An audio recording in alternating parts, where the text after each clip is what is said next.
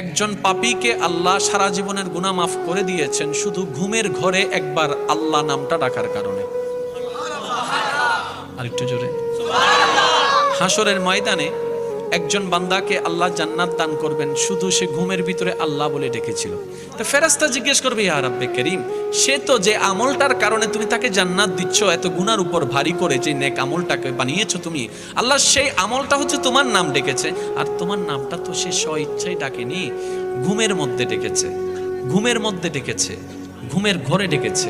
রব বলে, যেভাবেই ডাকো নাম তো আমারটাই ডেকেছে, যেভাবে ডাকুক নাম তো আমারটাই ডেকেছে, নাম তো আমারটাই ডেকেছে, আর আমি তার ওই নামটা টাকাকে কবুল করেছি।